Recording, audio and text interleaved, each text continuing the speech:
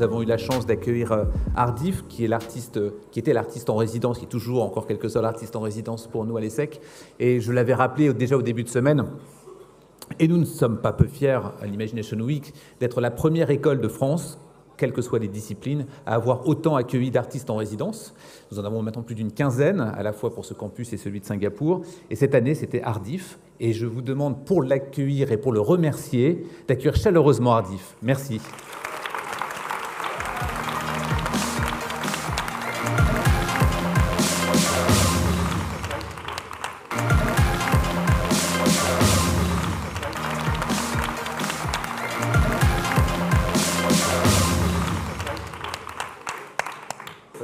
Merci beaucoup à l'ESSEC, merci de m'accueillir pour cette Imagination Week.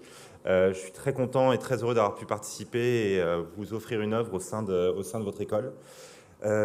Du coup, moi, je vais essayer de vous présenter un petit peu mon travail et également, plus généralement, la notion de street art. Je pense que la plupart d'entre vous ont déjà entendu parler de street art, mais est-ce que vraiment vous savez d'où ça vient, comment on en est arrivé là et aussi pourquoi ça m'a inspiré.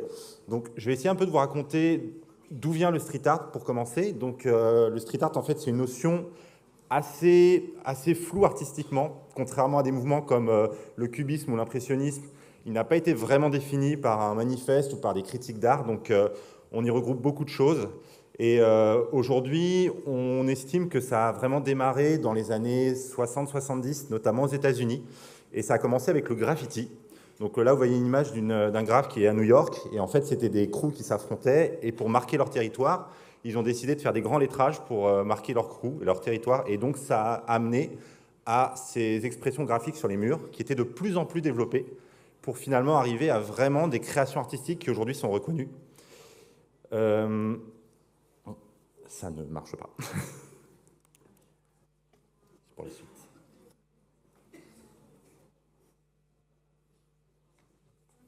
Voilà. Parfait, merci.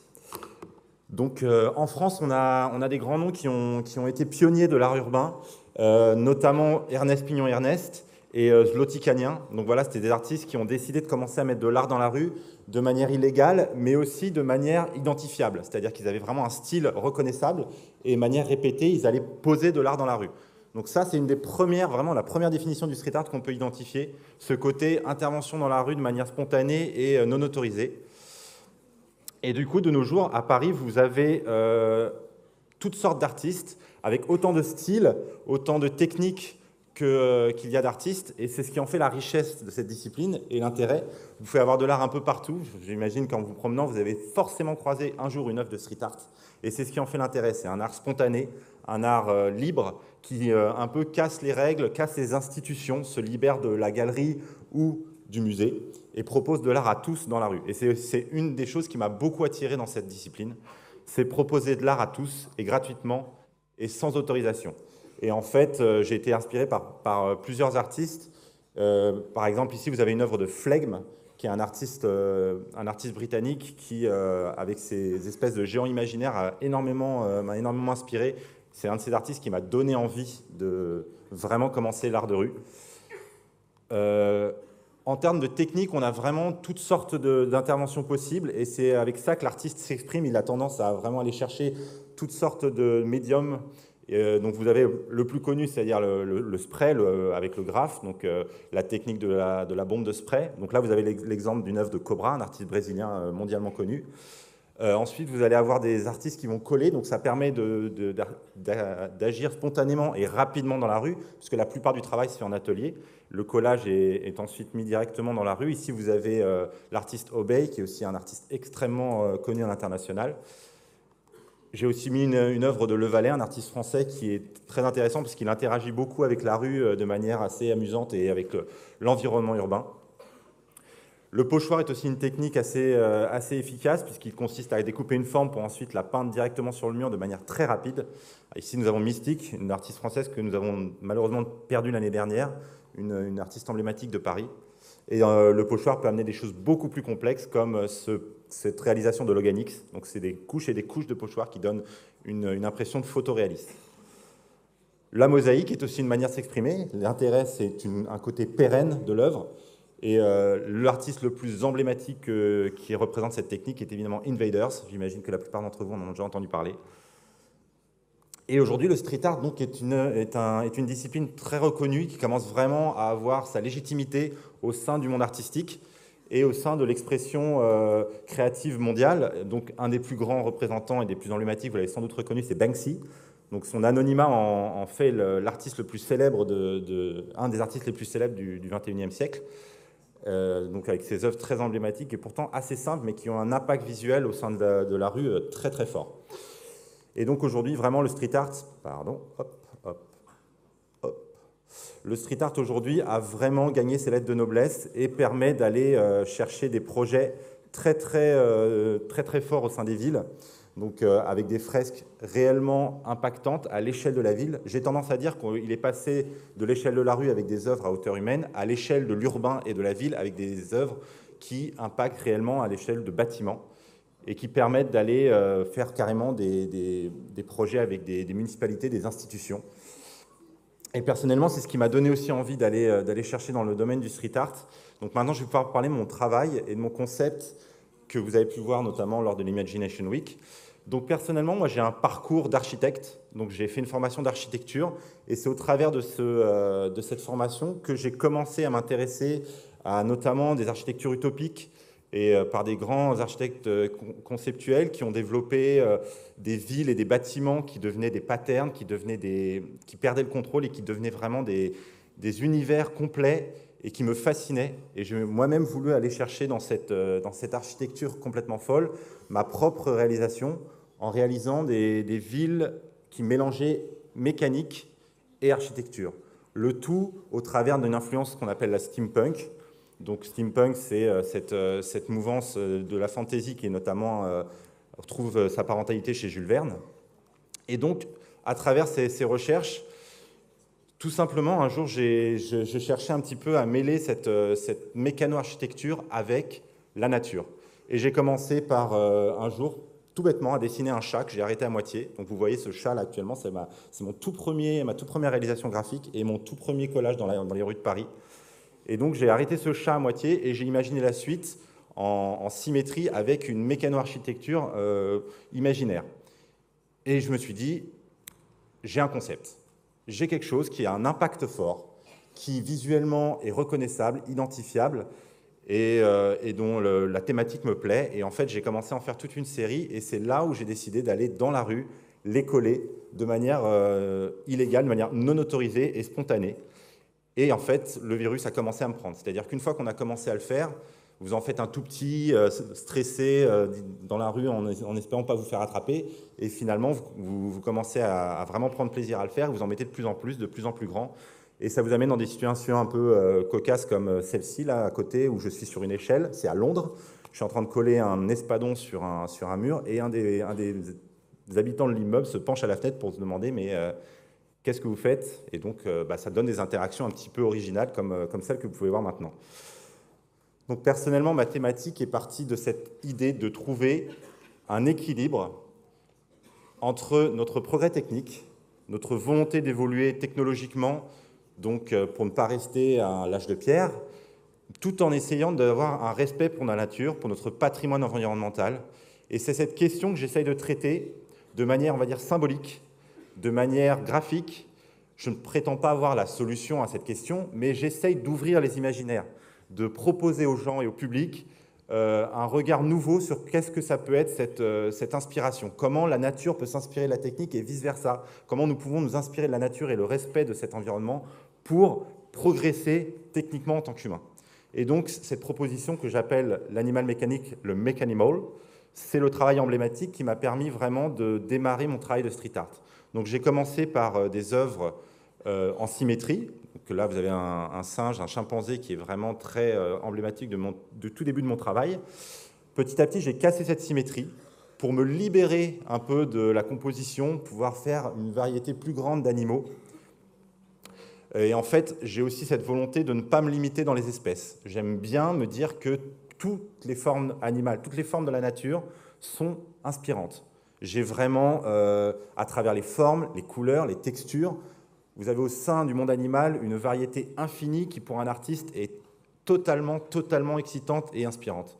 Donc pour moi, je me suis lancé là-dedans. J'ai commencé aussi à introduire de la couleur, à faire des collages de plus en plus grands, un peu partout, à la fois en France, à Paris, mais également dans d'autres villes et à l'étranger. J'ai voyagé grâce à ça. J'ai commencé à me faire connaître. Et là, j'ai découvert que le street art avait son propre microcosme. Les réseaux sociaux aidant, on va dire que la connaissance de mon travail s'est faite de plus en plus grande. Et j'ai commencé à découvrir qu'il y avait des festivals, des organisations, des institutions qui travaillaient avec le street art. Et on a commencé à faire appel à moi pour des événements. Donc un des premiers, ça a été un de ces murs qui est le Festiwall. C'est un festival de street art à Paris qui a lieu le long du canal de l'Ourcq.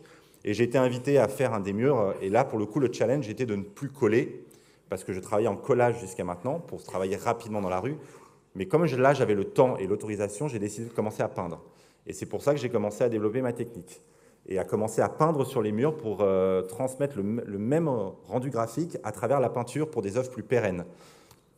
Du coup, l'avantage, c'est qu'à chaque fois sur les festivals, on est libre de faire un peu ce qu'on veut. Là, l'idée de ce mur, par exemple, il y avait un message écologique parce que c'était rendre hommage à une colonie manchot qui avait été décimée à cause du réchauffement climatique.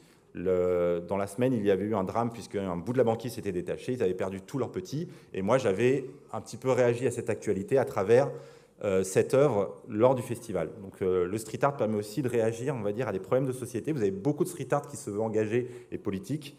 Donc c'est aussi une occasion pour l'artiste de s'exprimer et de réagir à l'actualité. Donc pour parler donc, de cette institutionnalisation du street art, ça permet un peu d'aller faire des peintures et des projets de plus en plus importants. Personnellement, voilà, j'ai commencé à avoir des propositions et des projets dans des endroits qui étaient vraiment intéressants ou originaux. Là, c'était à Decazeville, et c'était une ville qui est un peu...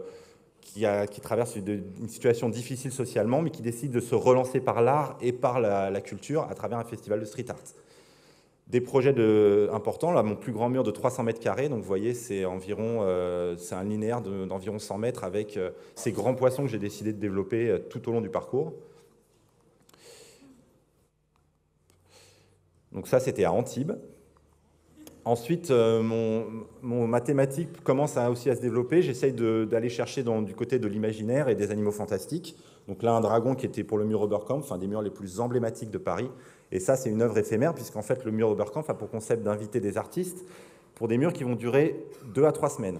Donc on travaille 2-3 jours, le mur est visible, après il est recouvert et utilisé par un autre artiste.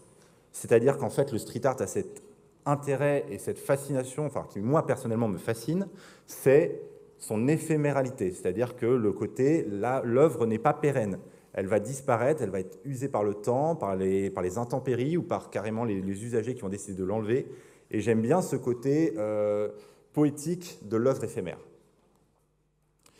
Donc aujourd'hui, les projets sur lesquels je travaille peuvent être assez importants. Il y a on me donne accès à du matériel. Donc là, par exemple, des systèmes de levage pour aller faire des fraises de plus en plus grandes, avec des fois des collaborations avec des municipalités. Là, c'était à Nanterre avec un lycée. J'ai travaillé avec des lycéens. Donc c'est l'intérêt de travailler avec du scolaire pour pouvoir développer des projets tout en faisant un travail un peu éducatif.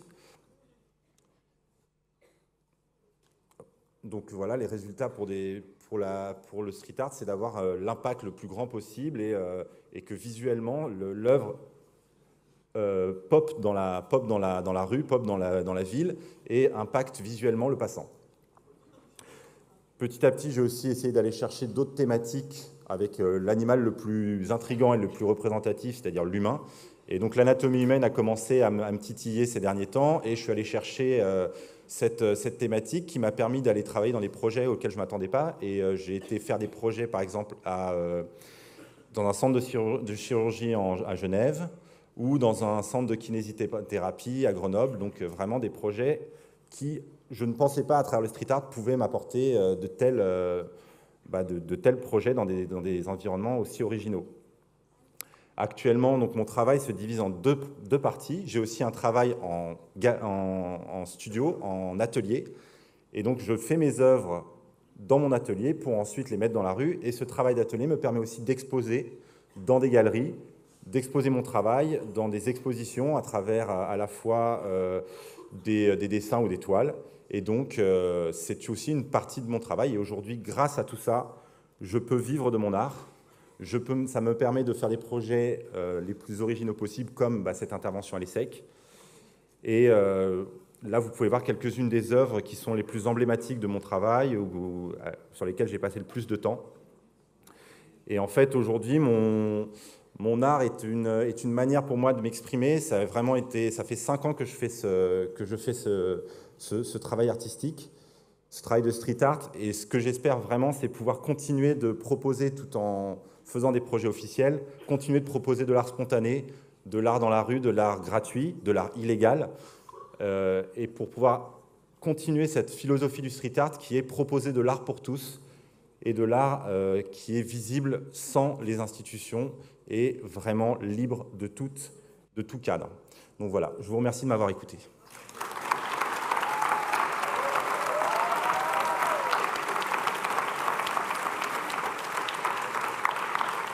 Merci.